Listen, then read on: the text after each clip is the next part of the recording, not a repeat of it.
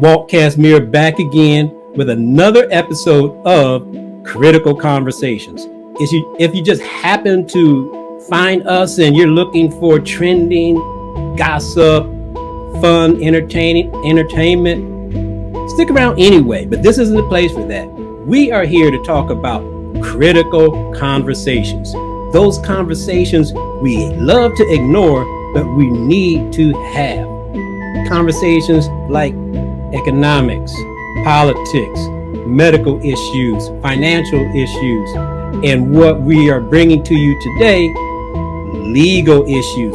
So without further ado, I want to introduce you to one of the most vigorous attorneys that you could find in the Charlotte, North Carolina area. If you have legal issues, he'll expound on what he covers. But if you have legal issues, personal injury, estate planning, any of those things that you hear us discussing tonight, Shannon Wright, Esquire, is the guy that you should be looking for. So without further ado, I want to introduce you to a brother for the people, of the people, and here to enlighten us this evening on a specific area of law, estate planning. So without further ado, Attorney Wright, educate us on estate planning and trust law. Dr. Kasmir, well, first, it's a pleasure to be back with you, talking with you again. I think we did it about a year ago, and it was definitely a good conversation that we had, and I'm excited about coming back and sharing a little bit more about estate planning with you all. It's a topic that I'm excited about, and really think that it's an area that we have to have more conversations about and actually gain knowledge concerning.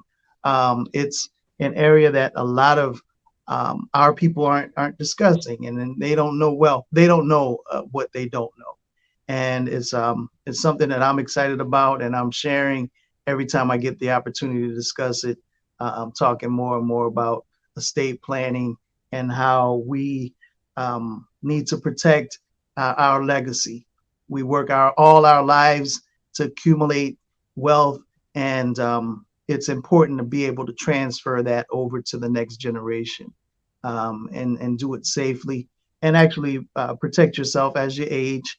It's not a good thing when you've saved and certain things transpire that can cause you to lose everything that you've worked so hard to gain in a reasonably short period of time, because there's a lack of proper estate planning. So yeah, I'm here for it. And let's get into it. Yes, sir. Okay, so you mentioned the term estate planning a few times. Yes. Now, for the people who are familiar with the term estate planning, a lot of them, especially the average guy, thinks that they don't have enough, they don't own enough assets, they don't make enough money for that to even be worth their while. Could we start off by you addressing that issue for us? Well, Dr. Kasmir, that's a myth. What I will say, the American dream is to own your own home, and anyone that's an homeowner should at least have some sort of estate plan in place. We can start there, and just for most of us, we should have some sort of estate plan. There's a couple of things we do when we counsel people about estate planning, and we look at several different levels. We have what we call an essential plan that encompasses a will, a durable power of attorney, a healthcare power of attorney, and an advanced medical directive, which is also called a living will. And those four documents, a will allows you to make sure you can choose who's the person that's going to handle your estate. You can choose the executor. You can choose how you'd like to have your assets distributed. With the durable power of attorney, during your life, if you become incapacitated with some health issue, dementia, some type of illness that is going to be terminal, or something that causes you to need assistance, uh, we have that document in place, the durable power of attorney, which allows the person to handle business, transact business on your behalf. The healthcare power of attorney is a document that allows a person to speak for you concerning your health when you're unable to. And then there's the living will. It's the document, and a lot of families find themselves, when you're at the end of life and a person is placed on life support. A lot of times we're we're in a situation where we don't know the right decision to make, and it can cause a lot of problems within a family. And a living will allows you to make that decision ahead of time, and you give your family a peace of mind by making that decision ahead of time. It can all be in writing. You let your family know where those documents are. We call that an essential plan. With a mid-level plan that we use is one where someone has maybe a house, and you have insurance. And we normally look at the essential plan documents, the will, the durable power of attorney, the healthcare power of attorney, and the advanced medical directive. But we also add a trust to that. And that trust, if funded properly, the trust can be something that actually holds the house. You know, take care of that thing, take care of things in a way to help you avoid the probate process. And a lot of people don't really understand that with a will, you're going to go through probate. And probate can be a challenge. It can be quite complicated. It can be quite expensive, and it can be invasive. It puts all of your information on the public record. Not necessarily a bad thing, but when you consider all these different things, it may be something that you want to avoid and keep your family out of. So the thing that I'm excited about now, we were just talking about our trust and how trust can actually help you avoid the probate process. And it's something that a lot of us don't know about, but I'm of the persuasion now that almost everyone needs a trust. And definitely if you own a home, in this market, in the Charlotte market, things have changed in the past few years, and a lot of people have gained quite a bit of value in your home. And you need to protect that. You need to protect that to make sure that that is transferred to your family. After you've worked so many years to accumulate things, you want to make sure those things transfer properly. Awesome. Yes, sir. You set the stage elegantly.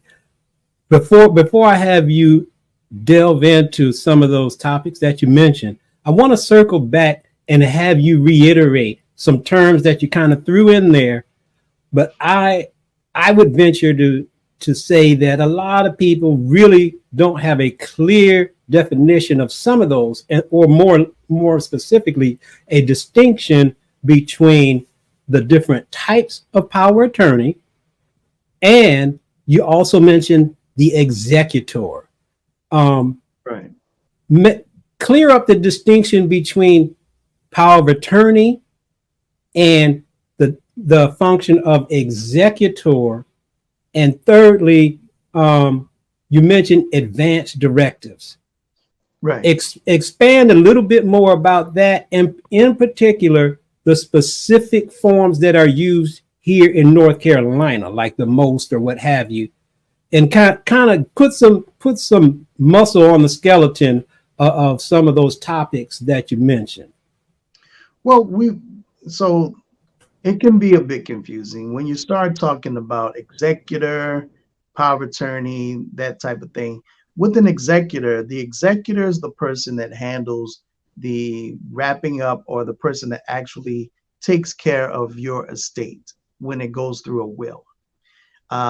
You can choose your executor in your will, and generally that may be someone that is trustworthy, someone in the family that will be able to transact business and take care of things in the manner that you wish them to be taken care of when you're choosing that person. So when you're thinking or talking executor, you're talking your will. When you start to talk about the power of attorney, you're talking about a person that's going to be your agent while you're still alive. And that person is able, if you can't speak for yourself, you've had some sort of illness and you can't do things for yourself at that point, you need someone that can transact business for you, maybe selling land, maybe opening accounts, all sorts of things. The durable power of attorney will allow you to select an agent to be an agent on your behalf, to take care of things on your behalf while you are alive.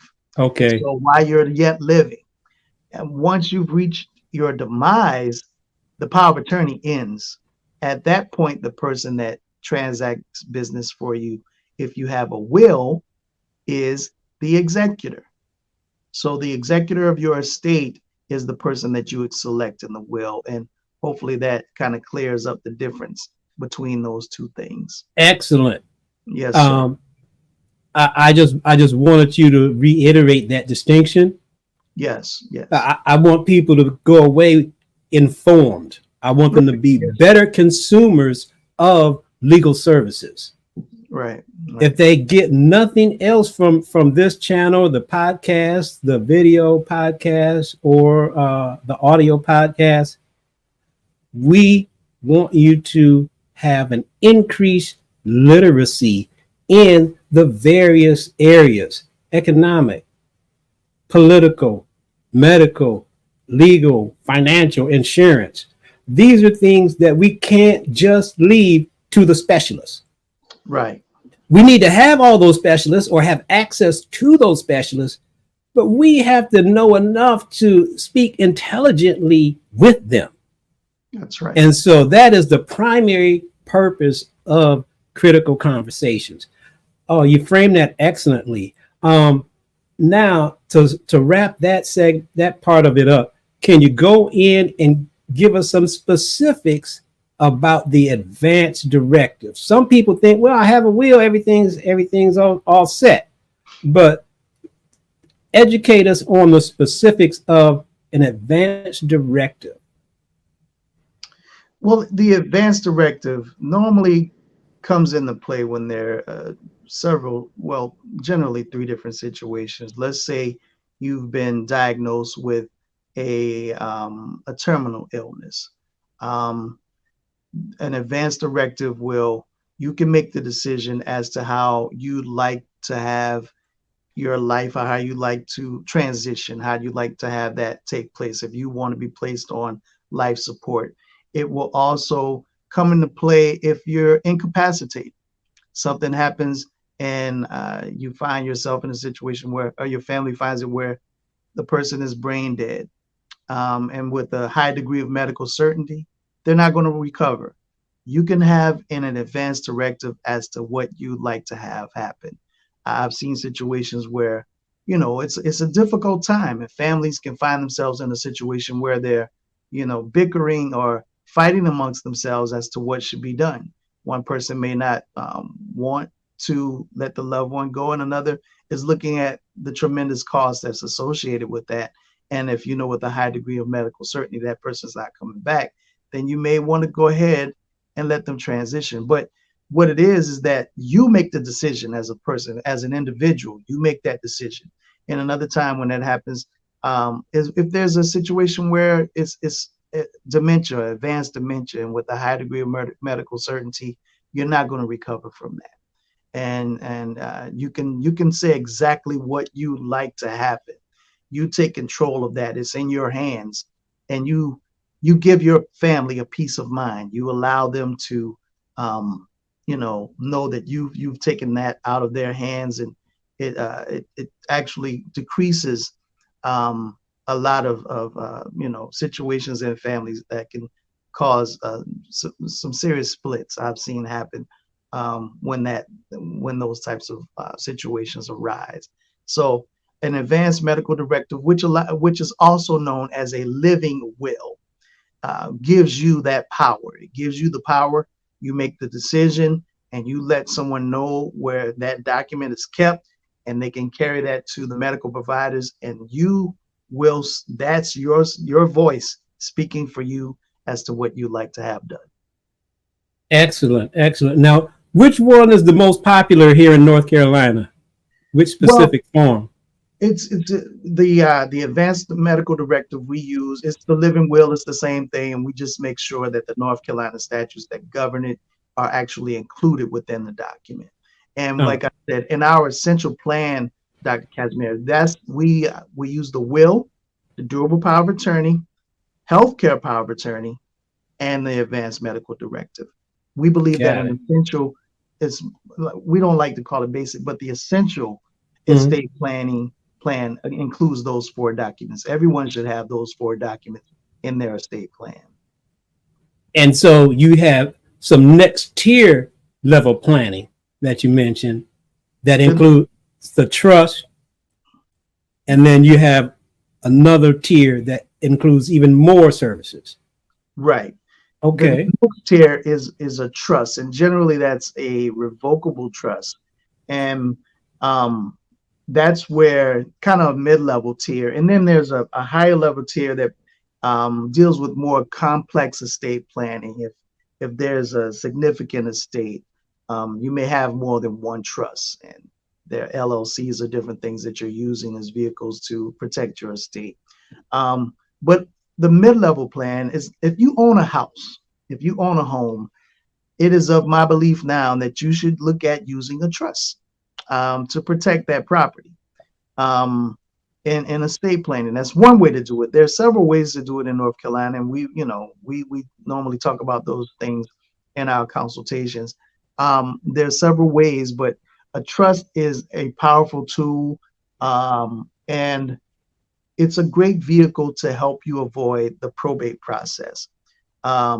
Probate can take years to complete. There's it can be very complex. There's a lot of documents involved, and just for a lay person that's not an attorney, is it can be a challenge. So in order to avoid probate, there are certain things that you need to do, and a trust is a great way to do that. There are two trusts that we normally use, Dr. Casimir. We normally look at revocable trusts and irrevocable trusts. Revocable trusts are trusts that you can actually bring your property back to you if you decide to terminate the trust. Irrevocable trusts are a little different. A lot of people look at that for different things like um, Medicaid, asset protective trust, though that's generally an irrevocable trust. But revocable trusts are great vehicles that we tend to talk to a lot of our clients about, and as a great tool for, like I said, once again, bypassing the probate process. And trust can be set up um, and constructed around your unique family situations, Mm-hmm. and exactly what it is that you like to have done. You can have that stated in your trust, and that's something that we work with individuals to make sure we take our time, we listen to you, see exactly what your needs are, look at your family structure, kind of make a suggestion as to what we think would be best for you, and listen to what it is that you want to accomplish, what it is that you would like to have accomplished with establishing your legacy. How do you want that to look? We sit with you and actually help people construct those type that to make sure that that's done properly. And the trust is the vehicle that we like to use and talk about. Okay. And so with the trust written, that helps us keep from our estate going into probate. Now you mentioned it a few times, but since we're in North Carolina, can you just give us one example of what would happen if a person's estate is not in a trust and then they pass, and then a lot of families have, they have fragmented families, they have some people that get along and don't get along. I mean, I know you're an elegant diplomatic barrister, but kind of give us a picture of how ugly it might, how might this look without having a trust in place. Well, what it might look like if there's not a trust in place. Well, there could be, um, let's say a person is they've done well in their life saving and just preparing for later in life, the challenges that come, and then just trying to, for retirement. But then, God forbid, you end up with an illness at the end, and you spend a significant amount of time in the hospital, and you acquire a large amount of hospital bills. That can put you in a situation where you can lose your home. And if your home isn't protected properly, and it goes through a will into the probate process, that creditor can get at your home. And to bypass that, if you've worked hard, you would like to have that asset transferred to your family. If that asset is in a trust, and the trust actually stipulates as to what will happen with the home once you reach your demise, it does not go through your estate. It automatically passes to the person that you designated within the trust. The trust owns the property, and the trust actually says exactly what happens to the house. And upon your demise, it goes to that particular individual. The successor trustee is to wrap things up a lot of times, and that property transfers automatically without going through probate and actually being placed at risk in that way. And I've seen that happen numbers of times with individuals, planning and making, wanting to do the right thing, but didn't actually quite plan for that type of situation. And that type of situation is one that I've seen happen quite a few times, and I'm quite sure in your profession you've come across it quite a bit. And that's when we tend, at end of life, that's when we tend to have high numbers of medical bills and a high amount, and things just kind of go downhill in a way. It's just, and you can end up losing everything you worked hard for. We definitely don't want to do that. No, exactly. Right. Let me follow up with a specific example. Sorry to cut you off. No, you're fine. Let me follow up with a specific example and then kind of speak to that. And I'm sure the others will have questions along these same lines. So let's say that an elderly couple has had the foresight to plan ahead. They have a trust, and their intent is to leave their home to a set of siblings, and they have had a trust written up. Now, one question I have, and others may have as well, is if the home is not paid for, can the trust still protect that? And how would that play out? How would that look in real time? Well, the home will still be subject to the mortgage, but then there's the equity that you have in the home that belongs to you. If there's, like, let's say it's a $300,000, the house is valued at $300,000, and there's $100,000 still owed on it. You have $200,000 in equity. And a lot of times, a great way to protect that is through some sort of life insurance that will pay off that mortgage and give that to your beneficiaries free and clear. But also, I mean, it can transfer to them, and the property will still be subject to the mortgage. But you still have that asset that you transfer. I mean, you don't want to lose all of that if you've for years paid into it and built that kind of equity. You don't want to lose that. And a good vehicle for that is insurances. And that's something that we work closely with financial planners that can talk with you about the different types of insurance, long-term healthcare insurance, life insurance, that take care of those types of things to make sure that your legacy is protected. Excellent, excellent. Now, you mentioned that you have partners or people that you refer. Would our viewers and listeners be able to get access to your short list of referrals of people that we in our circle have vetted and we feel comfortable referring them and recirculating those dollars? Absolutely. That's what we're about. That's what we're about, Doc. We have a list of qualified financial planners that we deal with that understand this area of planning, and really they get the whole establishing legacy, creating legacy, and they do this day in and day out. And some great women and men that I have come to know and trust, and I feel comfortable referring clients over to them. Yes, sir. Okay, okay, fair enough. Now, I will have your contact information in the description of the videos and the podcast. Now, would you want to list them in that directory, or would you prefer that people contact you directly and have some dialogue first? I mean, however, whatever, you can contact us through the website if you want to give us a call, Okay, if you want to email to contact us, whatever. We're going to contact you, and we'll be glad to sit down and talk with you, set up a consultation to discuss your unique situation and come up with a plan that fits you specifically to help you establish the legacy that you'd like to establish for your family. I like the sound of that. Now, Yes, tell the people the full name of your law firm and your contact info that I will have in the description below. it's the law office of Shannon R. Wright.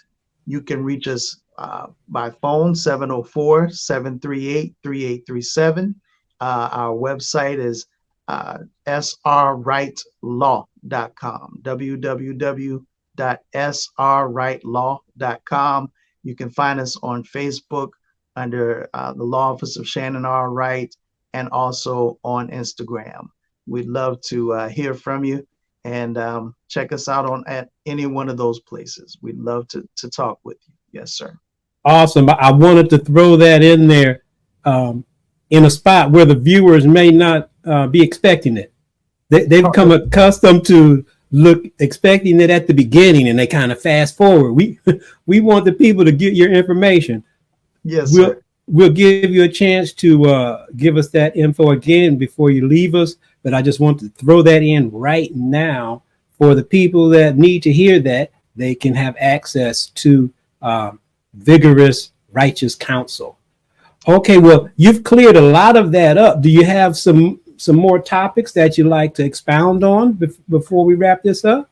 Well, I mean, one of the other areas of law that we practice personal injury. So if you've been injured in an accident, injured, in business, on the job, anything of that nature, give us a call. We'd be glad to talk with you and look and see how we can protect your rights to get you what it is that you deserve in order to be compensated. There's a lot of different situations that come about in personal injury, and if you find yourself in any sort of situation, we'd love to talk with you. Yes, sir. Now, I know there's some attorneys that have humongous marketing budgets. Right. Does rampant marketing guarantee competence? No, it does not. And what we offer is an attorney that's going to give you a call back, someone that you'll be able to contact, someone that you can reach, someone that you will come to know. We treat our clients like family. And when you call, we will answer. You will get to speak with an attorney yourself. You will get to speak with me or one of my paralegals. And if you call, we normally get back with you definitely within a 24-hour period. That's the kind of customer service I like to hear. I've called people in the legal field, the other fields, and I guess they don't place a high value on actual human interaction until they know that they're going to get compensated. But that is good to hear. Yes, sir. That's what we're here for. I'm awesome. That is awesome, and I'm glad to hear that. Before we go, do you have a few nuggets that kind of sum up the message that this awesome message that you've given us this episode? Well, in this episode, talking about estate planning and establishing a legacy, everyone needs just all of us need an estate plan. And if you aren't at the level now where you need more of the mid-level plan or a complex plan, make sure you get the essential documents that we talked about: the will, the durable power of attorney, healthcare power of attorney, advanced medical directive. And I am of the belief now that most of us, or many of us, need trust. Once you understand a little bit about how the probate process works, how it operates, you need a trust in order to kind of save your family the hardship of that. And proper estate planning will get you around that process. So those things, those are key pieces of estate planning, that we talked about tonight. Excellent, excellent. So, as I promised, tell the people how they can get in contact with you one more time before we check out for this episode. You can reach us by phone, 704-738-3837. Again, that's 704-738-3837. You can talk to us online. You can submit questions and things through our website at www.srwrightlaw.com. Again, that's srwrightlaw.com. And you can reach us, join us on Facebook at the Law Office of Shannon R. Wright, or also on Instagram at the Law Office of Shannon R. Wright. All right, people, there you have it. As I always say, I only bring you the best and the brightest. So this episode didn't disappoint. We had some nuggets dropped on us by Shannon R. Wright, Esquire, right here in the Metro Charlotte area. He's been practicing law for a long time. He's a man of the people and for the people. So if you're looking for a righteous, aggressive attorney that's going to look out for your rights, look no further. All right, people, it's been my pleasure giving you a little bit of knowledge, some wisdom, hopefully some encouragement, and lifting up one of our heroes in the community. Brother, I'm so appreciative that you dropped in again, a repeat guest here at Critical Conversations. I look forward to some more episodes where you delve into some of those other areas of law that you practice. We're all looking forward to it. I hope if you have a case this week, I hope you just absolutely crush it. Well, thank you. Thank you, Dr. Kasmir. Thank you, sir. It's always a pleasure when talking to you. Whenever we have conversations, it's always good. And it's good to see you again, sir. And thank you for the opportunity. Thank you. All right. Thank you. We'll talk to you next time. All right. You have a good one.